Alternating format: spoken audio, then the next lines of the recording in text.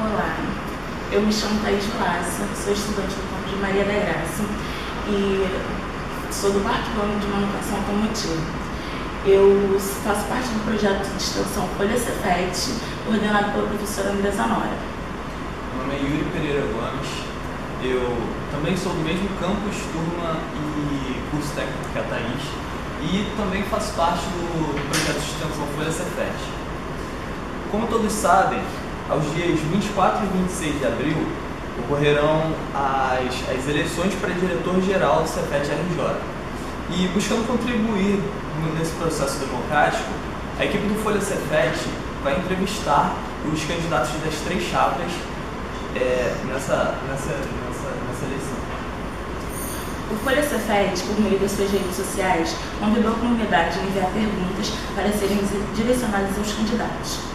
Recebemos muitas perguntas, mas precisamos fazer uma seleção. Privilegiamos questões que dizem respeito a todos os campos, em detrimento de questões que são específicas de uma única unidade. O entrevistado de hoje é o professor Maurício Mota, da Chapa 20. Bem, candidato, o primeiro minuto da sua entrevista, conforme as regras, é destinado à sua apresentação. Então, a partir de agora, o senhor tem 1 minuto para se apresentar aos espectadores. Bom dia. Olá, Thaís, Yuri. Olá, vocês alunos. Como já foi apresentado, meu nome é Maurício Mota. Sou candidato pela Chapa 20 para a próxima gestão 2019-2023. A minha história no Cefet começa antes até de ser servidor. Né? Como vocês, também fui aluno do Cefet, do curso técnico, aluno da graduação, fui para o mercado de trabalho.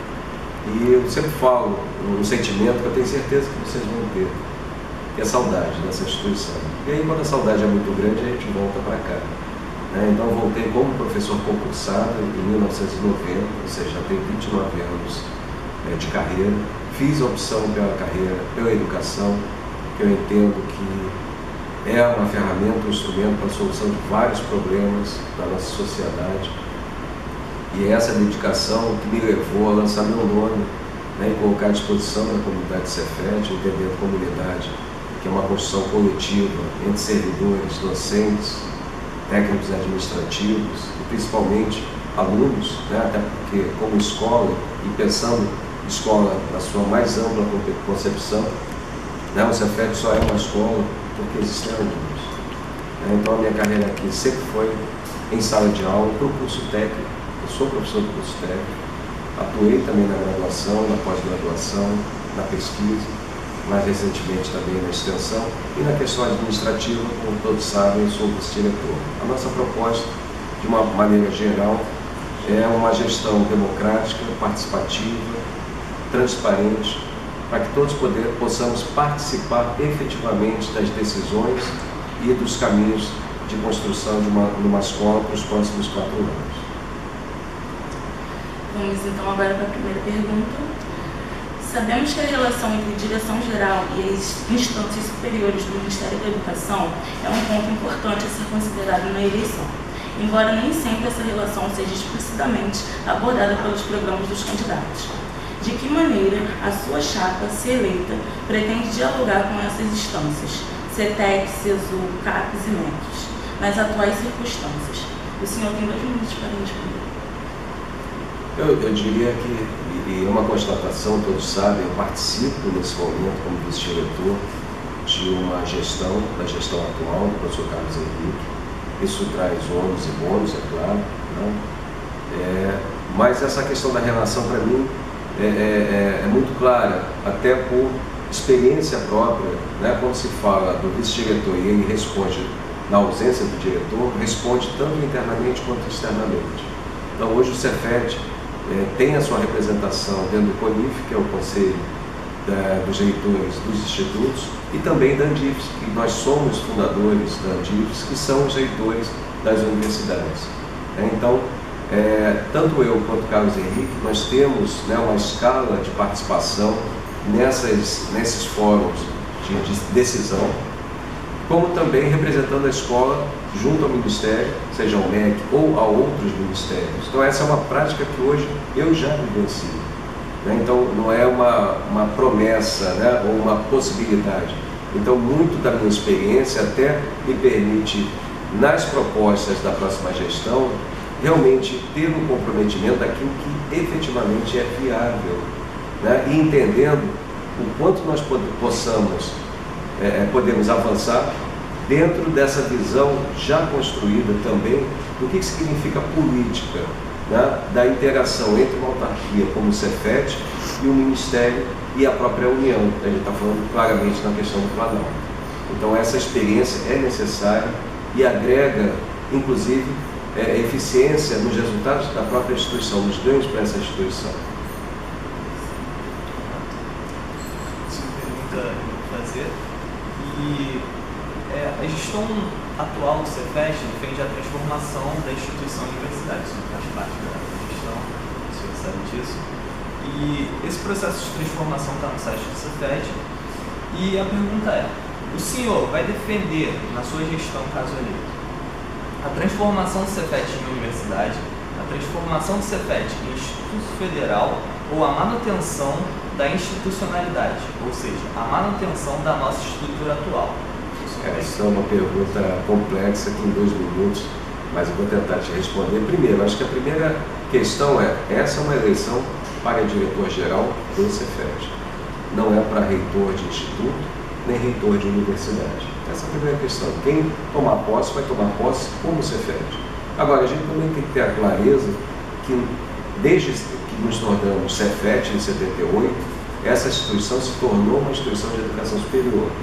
E hoje o governo federal também criou, não é esse governo, é governos anteriores, o modelo para a educação superior no Brasil está suportado por 2 pilares, universidade e instituto. A decisão do Cefet naquela época de não se tornar um instituto gerou consequências que nós respondemos até hoje. Também dizer que se manter Cefet é uma situação confortável, também não é, por conta do próprio modelo criado, que está além da decisão do Cefet. Então hoje, eu diria, o dirigente assume como Cefet, sim, mas entendendo que um discurso da manutenção do Cefet é a melhor situação e a mais confortável, também não é. Entender também que a comunidade foi renovada no quadro dos servidores e alunos, ou seja, qualquer projeto pode ser rediscutido e redefinido. Então, como eu proponho uma gestão democrática, passa também por essa discussão, entendendo, como eu falei, das decisões tomadas, que elas sejam claras, por que se tomou aquela decisão, inclusive, principalmente, as consequências daquela decisão. Então, esse é um projeto que tem que ser rediscutido com a própria comunidade, entendendo o cenário. Mas qual desses projetos o senhor defende, na sua perspectiva? Olha, na minha experiência, e muitos, inclusive outros candidatos já, inclusive, corroboram, falando, por exemplo, que o Instituto não é o melhor projeto, e se você tem unicamente 2 modelos, eu diria que seria sim da universidade, mas uma universidade inclusiva. Eu sou professor do curso técnico, que essa inclusão vislumbre e garanta o que nós já somos hoje. Tá? Isso tem a ver também com autonomia. A nossa maior garantia é da autonomia institucional. Um dos grandes problemas que o Cefet enfrenta, tanto nos cursos de graduação quanto nos cursos de ensino médio, é a evasão. Que medidas efetivas, além da comissão de permanência e êxito, o senhor propõe para combater esse problema institucional? E qual a sua opinião com relação ao regulamento? O senhor tem 2 minutos para essa resposta. Bom, como você já falou, Thaís, para se traçar parâmetros para a solução, essa questão de evasão, né, é complicado, é complexo, né, são várias questões, mas hoje, nesse momento atual, está se fazendo o mapeamento, né, da comissão de permanência e êxito, exatamente para identificar não só as causas da evasão, mas principalmente as causas do sucesso, o que leva vários colegas ou vários alunos ao sucesso, até para que a gente possa replicar essas situações. Tá? Então eu diria para vocês primeiro, a questão assistência estudantil é necessária, né? A adequação dos planos de curso, entendendo a realidade do nosso aluno. Eu sempre falo, o Cefet, como qualquer instituição de educação, ela tem que ser um reflexo da própria sociedade. Né? Ser excelente para poucos, dentro de uma instituição pública, eu não diria que não é tanto mérito assim. É o que nós queremos construir. Essa é uma luta que não é de uma única gestão, é de ter a excelência, esse reconhecimento do Cefet, mas para todos. Né? Quando se faz a questão da inclusão, não adianta você garantir só a inclusão sem garantir a permanência deles. Então é a busca do incremento da assistência estudantil, a adequação dos PPCs, ou planos pedagógicos de curso, tudo isso é dentro dessa complexidade, na tentativa de minimizar a questão da evasão.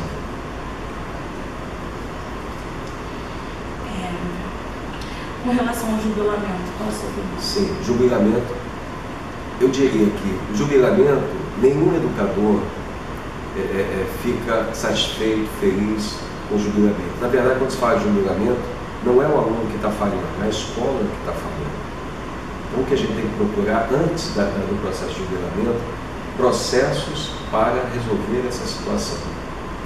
É lógico, em um determinado momento, e aí isso tem a ver também com o próprio financiamento da instituição, isso não é só para o Cefet, né? Isso vale para o Pedro II, vale para os institutos, vale para a universidade, existe um limite de financiamento desse aluno.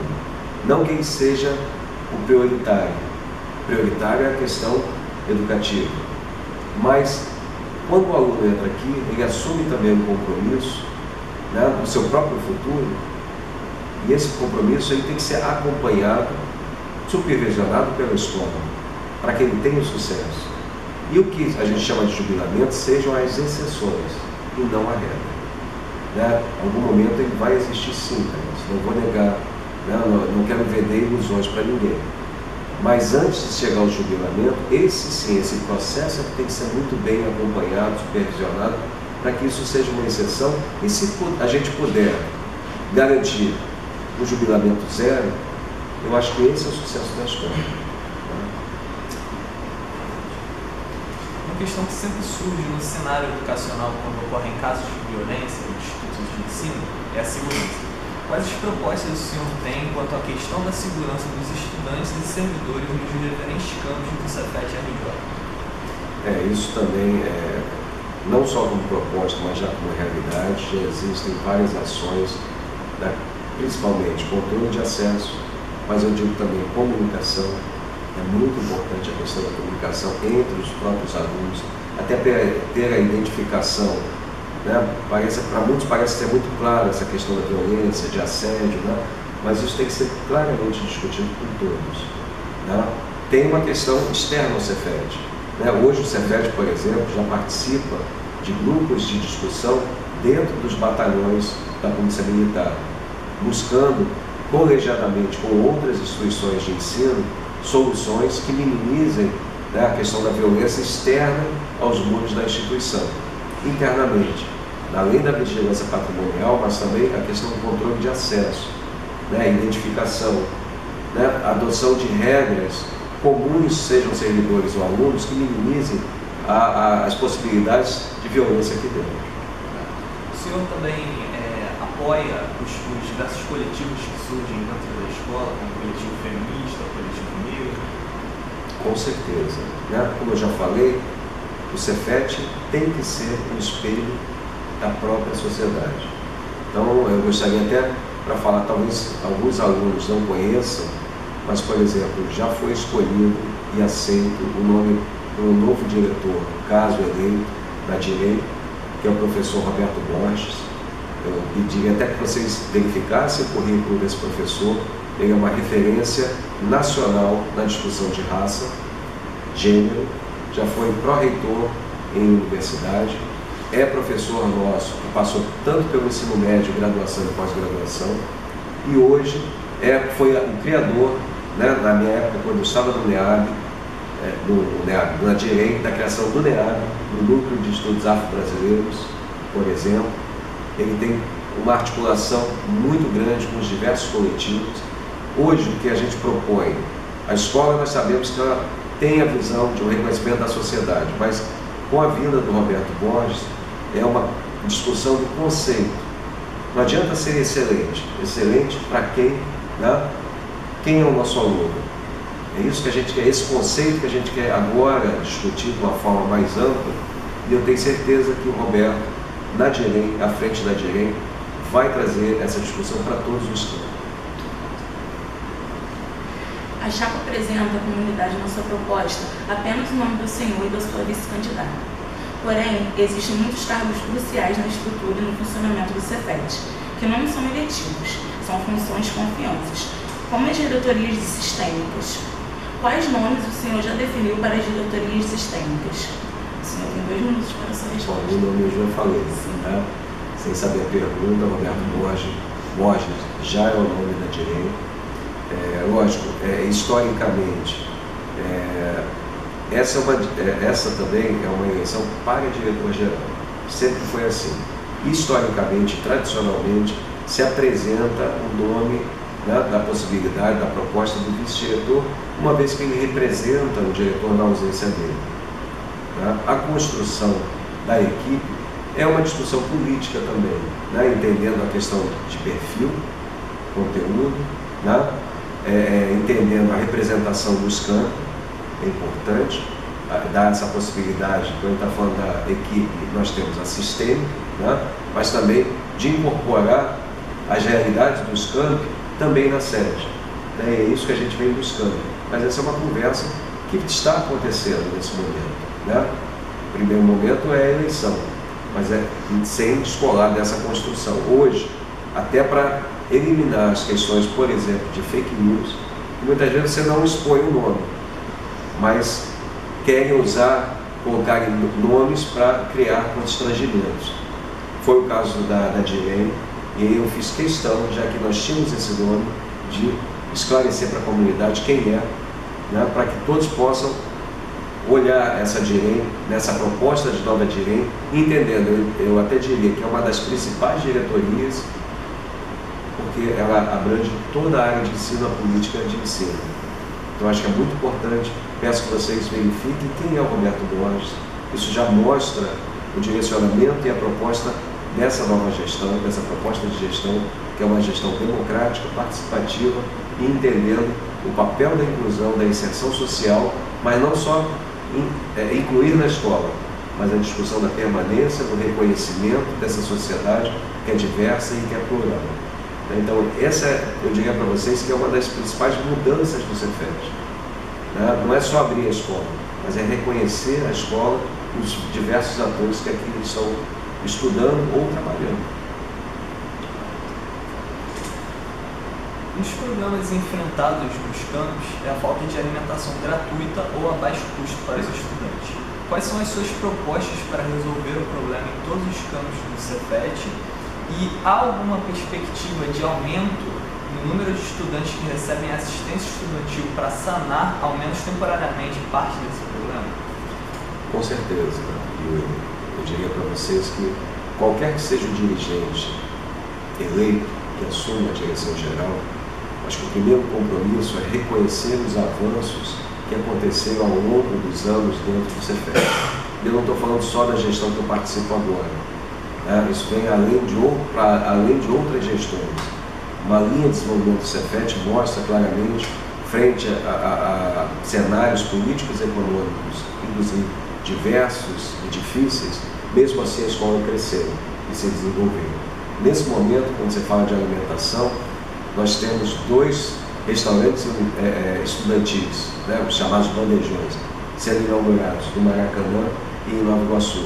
Aqui, em Maria da Graça, essa já é uma realidade negociada e a gente, inclusive, está negociando com o próprio Estado, através do Horácio Macedo, do atendimento a todos os alunos do Cefet. Né? Porque, nesse momento, ele atende um percentual dos nossos alunos.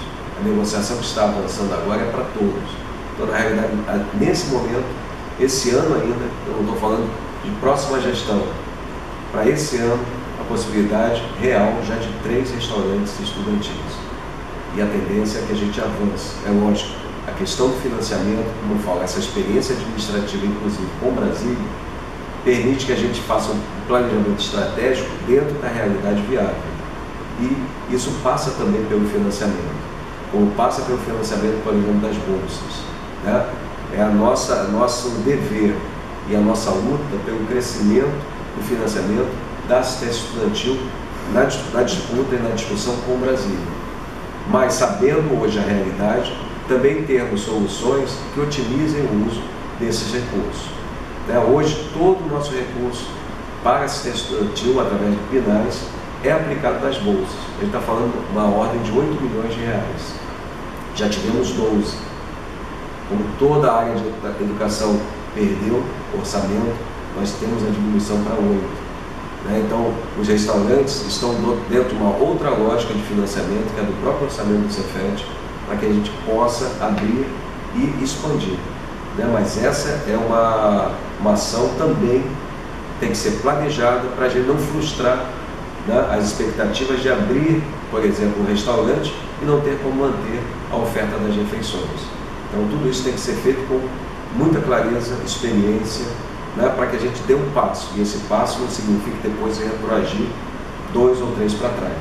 A cada passo dado, que ele seja firme e que a gente consiga avançar cada vez mais na questão da assistência estudantil. Bom, agora por último, o senhor tem 1 minuto para as considerações finais com temáticas livres. Sim, então, como eu já me apresentei, a minha história vem de aluno e hoje servidor, há 29 anos. Entendo a realidade dos campi, que é diversa da sede. Esse reconhecimento dessas características é importante para uma nova gestão, até para a gente aprofundar a questão do desenvolvimento do próprio Cefet. Já estive, por exemplo, de forma interina, como diretor de campus em Nova Friburgo. Isso me deu essa perspectiva também da realidade de um campus que não é aquele que a gente tem como sede.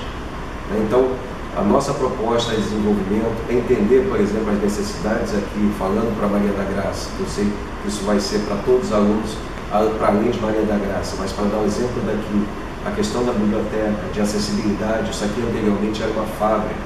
A gente vem fazendo ações de adaptação para uma escola, na sua melhor concepção. Já melhorou e muito, mas a gente pode tornar ainda melhor. Então, essa é a nossa proposta, do reconhecimento dos avanços, mas frente à maturidade, experiência, também ter as sinalizações das mudanças necessárias. Mas essa mudança, eu falo para vocês, não é uma fórmula mágica.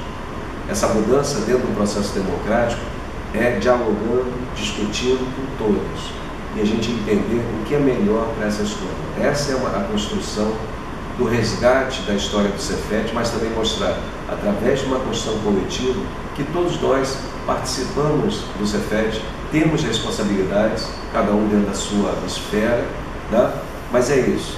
A gente busca, para mais 4 anos, o Cefet cada vez melhor. Isso, chapa 20.